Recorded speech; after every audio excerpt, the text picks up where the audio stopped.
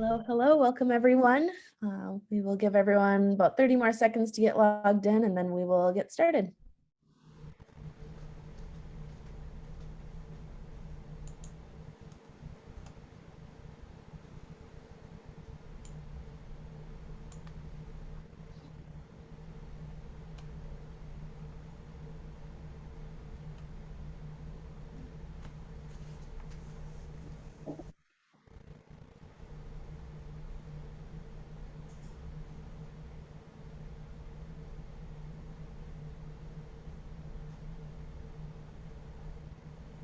Okay, well, I know we'll have a couple more people trickling in, but we're just gonna get started for the sake of time. So thank you everyone for joining us for bridging the financial gap in small cities and communities. We've got Deborah Burns, managing partner of InvestUS with us today. And we're gonna be going over how opportunity funds and other investment solutions can be helping your small communities. Just a couple little housekeeping things. We will be sending a recording to all people who are registered, and any links or resources that Deborah mentions. And if you have any questions or comments, feel free to put them in the chat or the Q&A section, and we will try to answer all of those that come in. I will let Deborah take it away. Thanks so much, Audrey. I appreciate the opportunity to speak with you today. By way of background, I'm from a small community, worked for many years in institutional investment and capital markets, returned to my small community about a decade ago, and have been working on financial solutions to bring to small communities, small cities and communities in the state of New Mexico. But I think there's a lot of application nationally to smaller cities and rural communities around the country. And so with that, I'm going to just start. Feel free to ask questions. Audrey will keep track of your questions and interject so that I can comment as if you have questions as I go through the presentation. But I'll try to finish within 45 minutes so that we have a few minutes to do some Q&A and maybe talk about specific issues or questions you may have regarding your own community. So with that, let's start with an overview. I have a background in capital markets and investments, and so I've noticed that with respect to smaller cities and communities, there's a lack of the financial firms and professionals necessary to access all sorts of private capital. And when I say private capital, I mean not taxpayer money, private investment capital, be it from corporations or individuals or asset managers or wealth managers, etc. And this is particularly true of smaller communities, towns, rural areas of our country. And it's creating a real challenge for those communities to access capital that's readily available in major markets. In addition, what we find is there's so much competition in major markets. Like when the Opportunity Zone funds came out and all the fund managers were focused on major markets, you couldn't get as good a return as you could get in smaller cities and communities because there wasn't as much competition in those smaller cities and communities. And if there was a good project there, they were likely to pay maybe 4 to 6% higher per annum investment returns on those projects than what you could find in major cities. So there seems to be this mismatch in the U.S. financial system with how they're allocating investments and where the real opportunities exist, and that poses an opportunity for your smaller city and community. So why is it that there is so much concentration in these major markets? Why aren't more institutions, wealth managers, asset managers investing in smaller communities and cities like yours? Well, somehow over the last 20 years, in the name of efficiency and economies of scale, because they're managing tens of billions of dollars, most life companies, insurance companies have gone to minimum equity investments for private investment projects and businesses of 30 to 50 million. And what that does is it means that private equity funds typically they won't invest in one that's smaller than 500 million, but usually it's larger than $1 billion. And so what that means is for our country is that every American who puts $1 into an investment portfolio or a 401k, a 529, or their employer puts money into a pension plan for them, is handed to these asset managers and wealth managers who are then systematically investing in primary and secondary markets, the largest cities in the country. And that's creating this arbitrary capital markets disintermediation of private capital away from smaller cities and communities. And even one of the top investment advisor, Ray Dalio at Bridgewater Associates, went on 60 Minutes a couple of summers ago to highlight the fact that he believes the number one threat to the U.S. economy is this growing divide between the haves and have-nots. He says it's a bigger risk than pandemics, cyber attacks, terrorism, and you name it. And so it's important that we find ways not only to address this from a community level, but at a national level, because it's creating this growing problem. In addition, the financial crisis of 2008 to 2010 really created underbanked communities where the local banks who invested and lent in their community got into regulatory or capital problems, and their professionals who knew how to underwrite loans often moved to major markets. And so in addition to this lack of private investment capital, there's a lack of bank lending in these smaller communities. They tend to take deposits and then deploy the capital just like the wealth managers in larger cities. So it's very difficult to finance economic growth, new businesses, and community needs like housing, senior care, medical facilities, the basics of what you need to build a thriving community without capital. And that's led to this growing problem of 52 million Americans as of a few years ago, tabulated by Economic Innovation Group in DC, who were the authors of the tax policy that got enacted as Opportunity Zone Fund legislation, them creating this map that shows that 1 out of 6 Americans are actually living in distressed communities. And so if your community is suffering, this may be one of the reasons why. And I apologize I couldn't update this with more current data, but there's this growing and accelerating wealth gap in the US where the poorest half of the country has lost 2/3 of its wealth over the last decade in favor of the upper half. Again, that growing divide between haves and have-nots, and my view is it's largely driven by this arbitrary capital markets disintermediation of capital that's not funding projects in smaller communities, even though in many ways they can be a more attractive investment than investing in a similar project in a major market, because you can get a higher risk-adjusted return. So that's the problem. And now we want to focus on some of the solutions. And I'm going to go through these one by one. I've come across these groups and I'm working with these groups in New Mexico for purposes of meeting funding needs in our state. And just by way of background, New Mexico, is one of the poorest states in the country. We have 2.1 million people spread across the 5th largest state geographically speaking. We have 27 indigenous tribal groups, many of them living without water, power, access to broadband or medical facilities.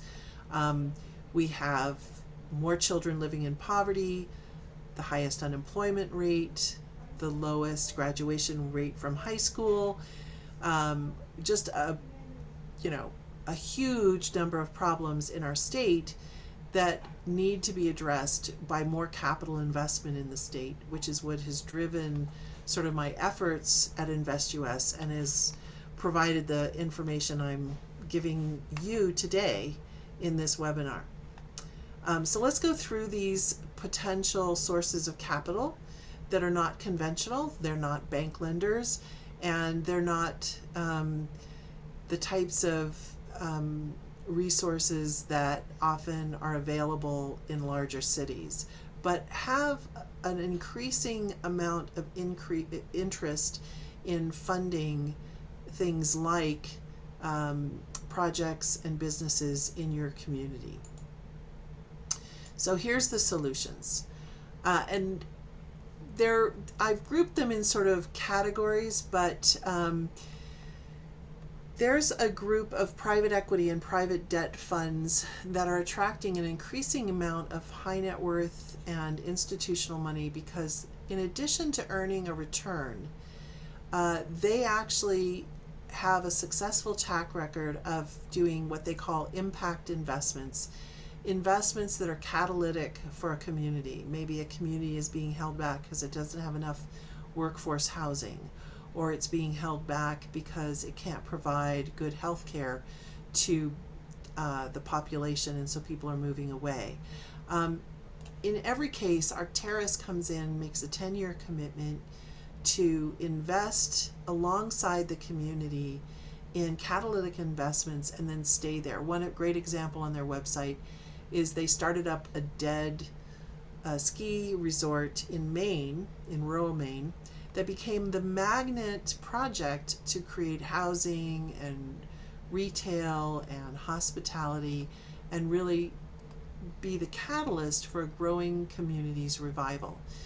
Another group is the philanthropic groups. These are very wealthy family offices that often act together. And they often have a special focus for making a difference. They will often make 100% funding commitments, whether to a 501c3 program or project, or even for profitable organizations like developing affordable housing or workforce housing, if it fits their program. And I'm not allowed to share the name of the one I'm working with, but there's ones that focus on health or education or poverty, helping with certain population segments, underserved communities, and those are tremendous resources for your community. You may not have them centered in your community, but they are looking to do things nationally. Then there's another group that can often serve as a catalyst for attracting more funding from the other groups. Usually in smaller cities and communities you don't have these enormous foundations, but you may have some small ones. And they typically make grants and loans and equity investments in their local communities.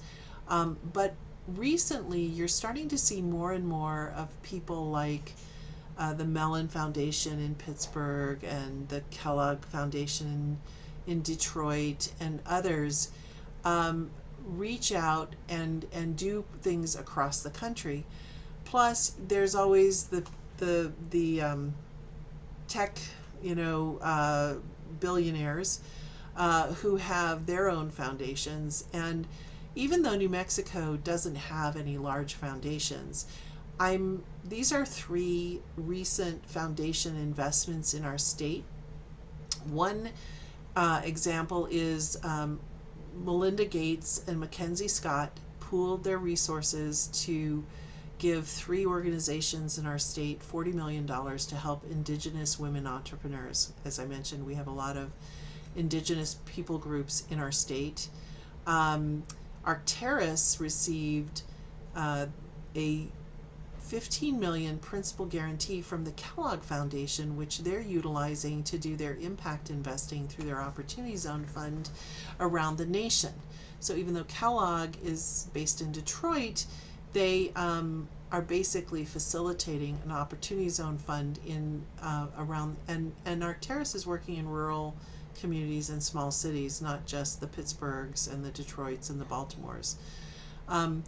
And lastly, these foundations, especially local foundations, can be great at attracting the big foundations. So if a local foundation is committing, like the Albuquerque Community Foundation is committing what it can to an effort, that can often be used to bring in some of the larger national foundations into your community.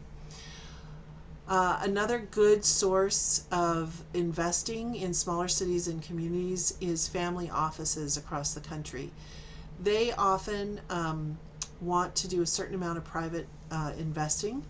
They've picked up on the opportunities in smaller cities and communities more so than perhaps the institutions.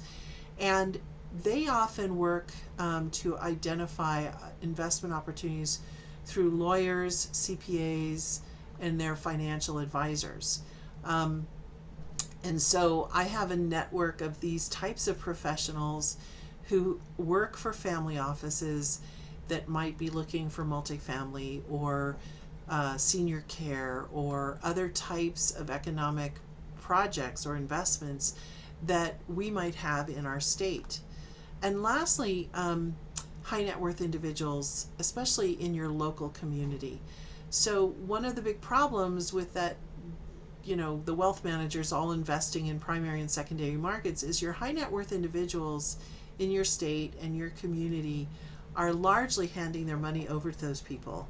However, there's a certain segment of them that would like to be able to invest in their local community if they could find good opportunities to do so. So starting an angel investment group or another type of community-based investment that gives these folks the ability to pool their resources with others and invest in your projects and businesses locally. Again, this can be a great catalyst for bringing outside money, because many times people outside of your community or your state who might be interested in a project are looking around to say, okay, is anybody in this community investing in this? Because they know the community better than I do. If they are, then maybe I can put my money alongside them. So these are some great catalysts for bringing in more private investment into your community. Any questions? I'm going to just keep going. Not yet. It's going great though. Okay. So there's also, we talked about being underbanked, and there's private sources of lending that you can access in your community. Most of you may be familiar with community development financial institutions. They're private institutions that have some federal funding that are especially good for lending to low-income groups and communities. Their financings tend to be on the smaller side, at least in our part of the country, but you may find some CDFIs that can do larger types of projects. You should definitely check with them to understand what CDFIs are active in your community or in your state, and if they're a resource for some of your businesses or projects. And then there are a lot of alternative lenders who are filling that space where they can charge a little more than banks in terms of interest rate and upfront fees, but they came out of lending institutions and are serving, be it philanthropic groups or high net worth individuals or family offices, in lending. And they can be very helpful in terms of getting construction and term financing, providing financing in receivables or purchase order financing when you have a business that's growing and can't get working capital loans from their bank. And also they can just bridge a financing need until it would qualify for more traditional types of bank loans or other types of loans.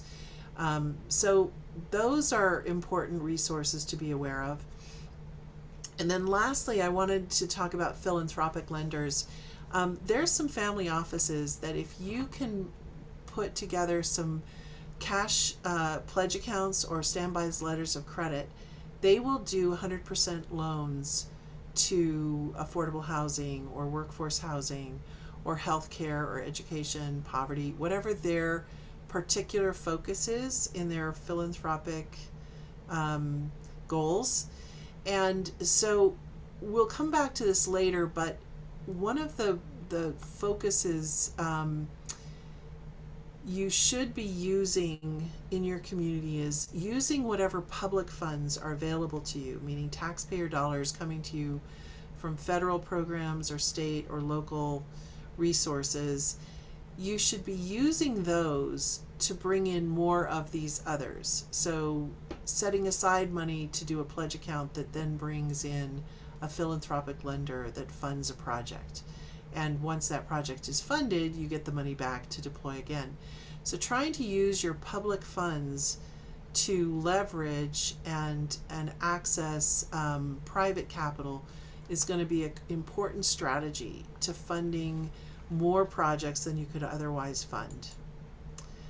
And then lastly, these get a little complicated, but I'll just go through them quickly.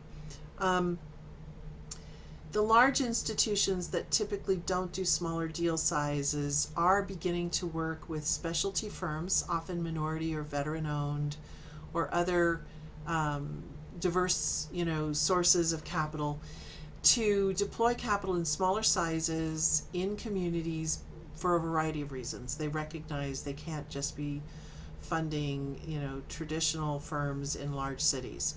And one of the structures that I'm familiar with and working with a group on is a credit tenant lease, where a city or a community can actually get investment grade, that has an investment grade rating, can actually get institutional funding rather than through a general obligation bond, through signing a financeable lease obligation to pay a lease on the property, and then the institution will lend to develop that property. This would be great for an industrial building or a municipal building. One example is a sheriff's academy that we were trying to get financed this way. And one of the benefits is these groups often bring real estate development skills that your municipality may not have. And so they can provide sort of a one-stop shop in terms of both arranging the financing based on your lease obligation, where you'll end up, your municipality will end up owning the building at the end of the lease without any further payments, but also working with local contractors and engineers, etc., to develop the project on time and on budget, which is often a skill set that's lacking in smaller communities that don't have that wherewithal within their municipal staff. There's also something called project financing, and this is where you have a contractual revenue stream that can be used in lieu of an investment grade rating or alongside an investment grade rating for a municipality or company, that enables an institution to lend knowing that that contractual revenue stream will provide the interest and principal repayment source for the loan. So that's called project financing. It's great for water and renewable energy and power projects because people buy their water and pay for their water and their power regardless of what's going on in the economy. It's a fairly predictable revenue stream, and so it's a great way to access capital for large infrastructure projects. And then lastly, this real estate investment trusts, they're special companies that have special tax benefits for investing in real estate. And there's a wide range of these that exist. Many of them focus specifically on certain elements of commercial real estate, be it retail or multifamily, commercial or industrial. We've seen these operate really well in communities where, for instance, there's a large commercial real estate development needed to support a military base. Some of the Army and Air Force bases are actually leasing some of their land to commercial developers so that those commercial developers will develop housing or office buildings or retail or hospitality resources that are needed by the base to support the mission of the base. But obviously, the military doesn't want to spend their money to develop those. And we've seen when a community didn't have the capital, the manpower, or the competency to really develop these types of much needed commercial real estate resources, we were actually successful in introducing a real estate investment trust that loved the opportunity to develop this commercial park. This was like 120 acres to support the military base, and came in and actually bought the project and has got all the funding necessary to develop it over time. So you can attract these kinds of national development and financing resources to your community, but you got to know about them. So those are some examples of institutional structures that exist that are actually able to be brought to your community for the right type of project. And then we have the Opportunity Zone funds, and most of you probably have heard all you want to know about the funds, but just in case you haven't, I'll do a high-level overview. The Opportunity Zone fund legislation gives tax benefits, capital gains tax savings, to taxpayers if they deploy their investments in qualified Opportunity Zone businesses and projects in one of the 8,700 Opportunity Zones. And so far it's been fairly successful. There's been over 15 billion of private investments in these low income opportunity zones. However, the big criticism has been some of those census tracts included some downtown areas. There's one like a stone's throw away from the Staples Center in downtown LA. And they've proven to be a windfall for wealthy real estate developers who just wanted to gentrify a community by creating luxury condo high-rises.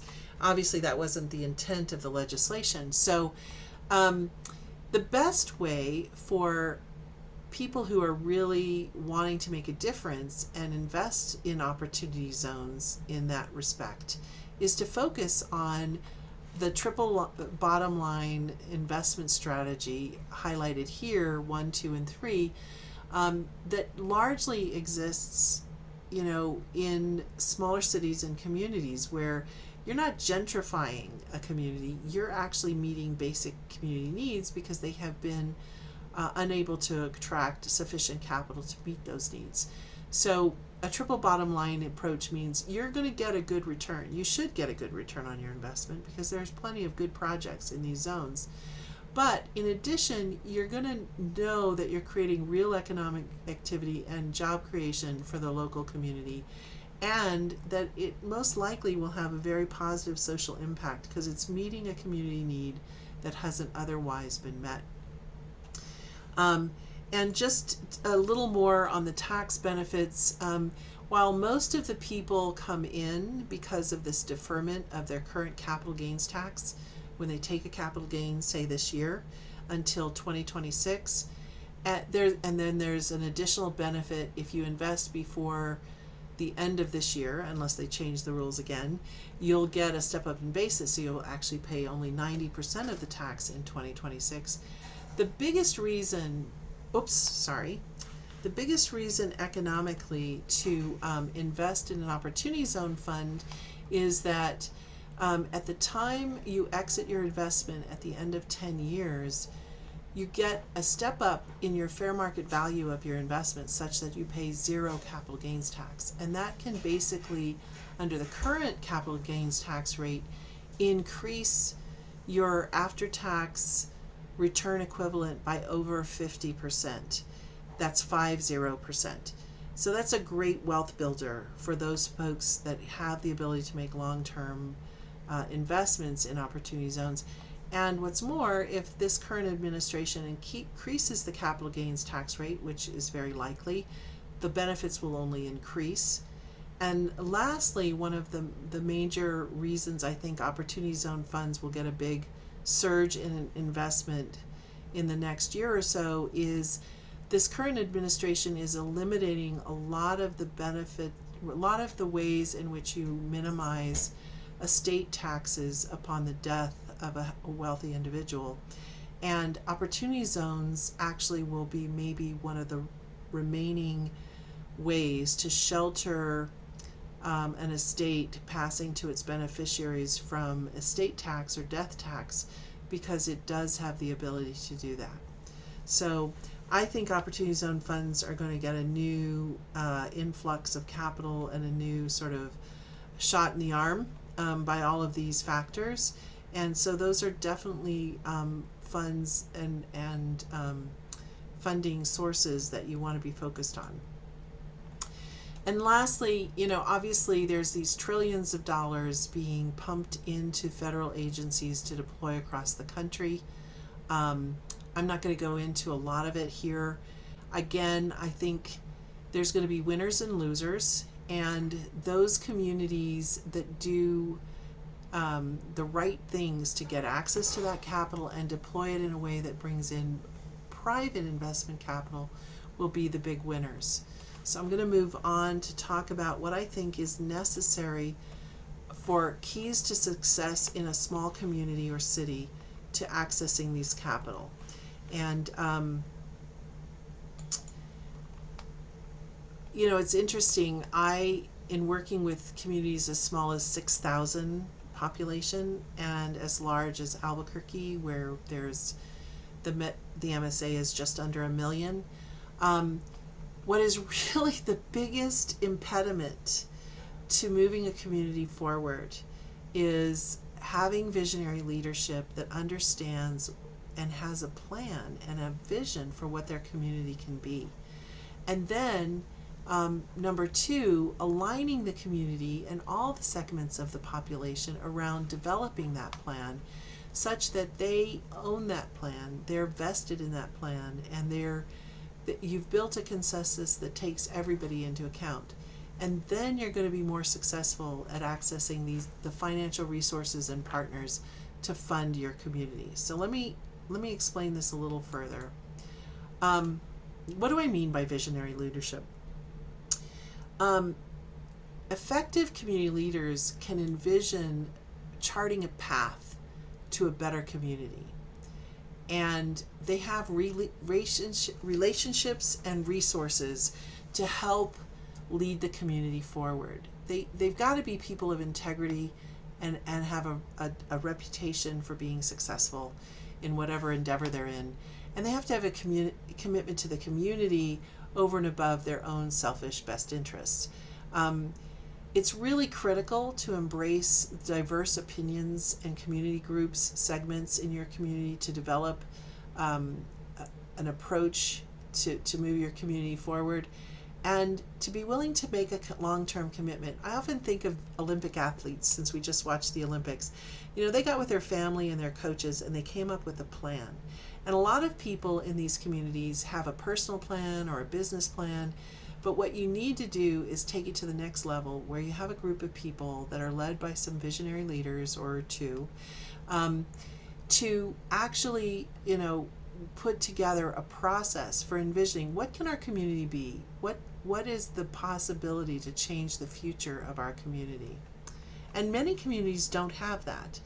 Although, what I found is even if it's not in the typical leadership roles of, the top business leaders or the top government leaders, you'd be surprised if you come up with a statement that people can rally around, how you can attract like-minded people who want to make a difference in your community. A great resource for that is Simon Sinek's How Great Leaders Inspire. Come up with the statement and share it with people, and the people who are attracted to that, who believe what you believe, are going to potentially form kind of a group of people that want to lead your community forward. And that's exactly what InvestUS is. I had a vision and I started sharing it, and there's 20 members of InvestUS that are community leaders that believed what I believed and wanted to join together to make that happen for New Mexico. In addition, what I find is most difficult to connect these communities with financial resources is they really don't have a plan. And to be effective at accessing capital, it's not enough to have just a single individual project that makes a lot of sense, because oftentimes it's a 10, 20, 30-year commitment if it's multifamily or senior care to that community. And the developer and the investors and the lenders want to know, okay, apart from this project, what's going to be going on in this community to support wages and rent increases, or a growing population that's demographically designed to want to use this facility. So it's important to go through a planning process. And again, I'm just sharing some examples, but there are plenty of organizations that get a diverse segment of people in a room, ask them questions, and help those stakeholders come to a consensus set of goals and needs and a way to move forward in terms of developing a plan for their community to meet those goals and needs. And the CE Lab listed here is one. Another tool that I've found is really effective in New Mexico is working with the International Economic Development Corporation and their sponsored courses or other courses like them. I've listed one here that I participated in just a month or so ago in Albuquerque, but giving your community leaders basic training in economic development and finance and how to grow and help their community thrive. And then lastly, obviously, you're hearing about all these financial resources. You really need to develop people on your team whose sole job is to focus on different types of capital and building relationships. It's impossible to keep the criteria and the investing or lending criteria straight. You have to have relationships and people that can manage those relationships and stay on top of all the different capital resources on your team, and whose full-time job is just to understand that and to access that for all your different projects. And again, the IEDC, International Economic Development Organization, has lots of specialized training for financial folks to be able to take and develop your own local team. And lastly, I just want to give you an example. I mentioned we're in one of the poorest states, we're low population, and you might think, gosh, how am I going to come up with these types of people in my community? But, you know, you'd be surprised.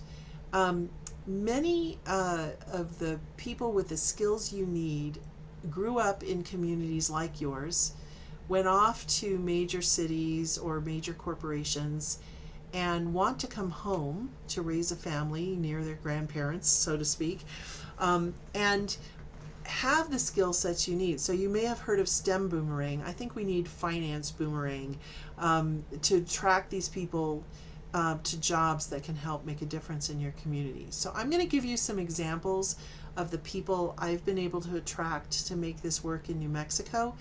It's not meant to be a commercial, it's meant to give you an idea of the type of skill sets you're looking at to really bridge the gap between your community and these major sophisticated financial resources that could be brought to finance projects and businesses in your community.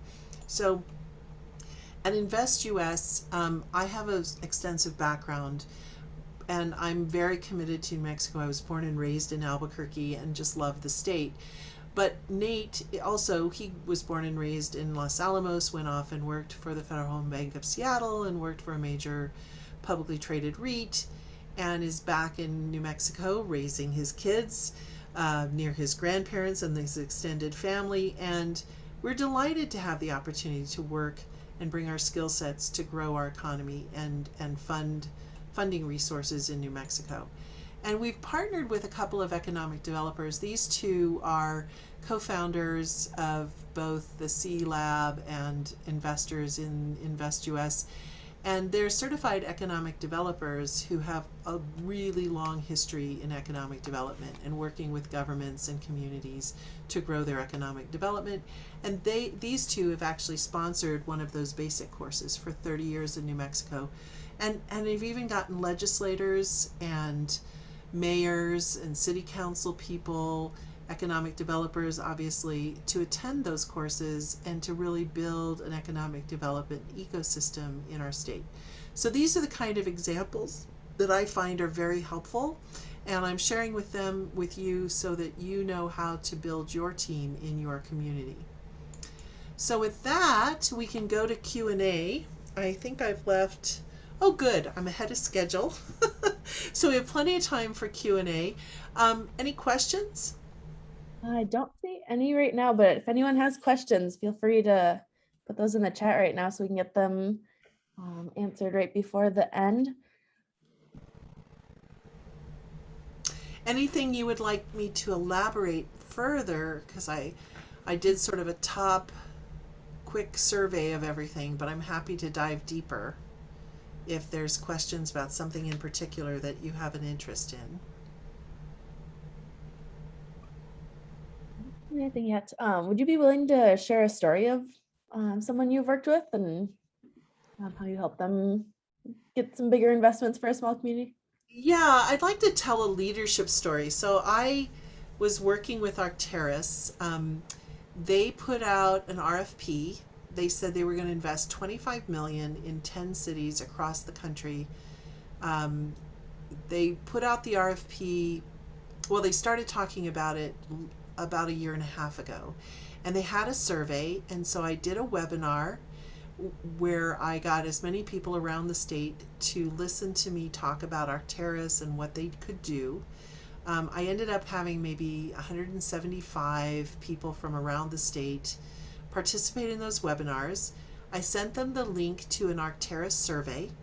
I got 16 communities in our state to complete the survey. And then when the RFP came out, 3 of those communities responded. I was pretty disappointed in that rate, but lo and behold, the total response to the RFP, and I'm sure this was partially COVID related, was only 41 respondents, of which New Mexico had 3. So the Arcturus folks are thinking, wow, New Mexico is really focused on making this happen.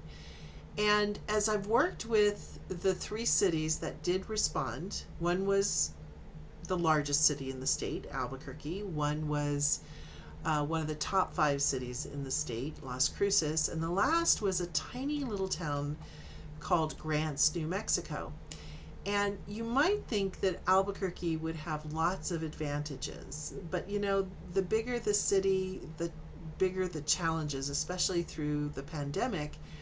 And interestingly enough, it was easier for Grants to get their economic development and community leaders together for follow-up conversations, and we're pursuing right now 2 different programs, both a rural development broadband project that would cover maybe 4 counties with Arcturus, as well as a Cibola County, which is a county they're in, which includes Grants and the village of Milan and surrounding areas in a 10-year investment program. And they actually, as a community of 6,000, and I forget the numbers, but I think the county is like a county of maybe 30,000, have actually been able to be at the front end of this process of pulling together a program with Arcturus, just because they had some leadership, they have some alignment, they had done some planning, they had a list of projects, and they have a really great economic developer, and one of their main leaders, community leaders, is a banker, so they have some financial wherewithal. So you don't have to be huge to actually move forward with some of these groups, and I think it's very heartwarming to me to be working with them, if that's, you know, a good analogy. The other thing I would say is, for many of the groups I'm working with, they have a special focus on underserved populations. Now in this state, some of our underserved populations are Hispanic, some of them are indigenous groups, tribal groups, the Navajo Nation, that sort of thing. What seems like an intractable problem is actually potentially a magnet for philanthropic money, impact investor money. And don't be afraid, there's a lot of faith-based groups that have risen up to do the same sort of thing. Just set your guidelines really clearly with working with them. that this is not an evangelistic exercise. This is an exercise in making a difference and set the guidelines. They can be quite, they can mobilize a lot of money for your community or your businesses and initiatives. And so I think what I've tried to do here in New Mexico is say every challenge equals an opportunity, and huge challenges equal huge opportunities. And if you can look at your intractable problem, whatever that is, as an opportunity, I think you're going to find a really constructive path forward.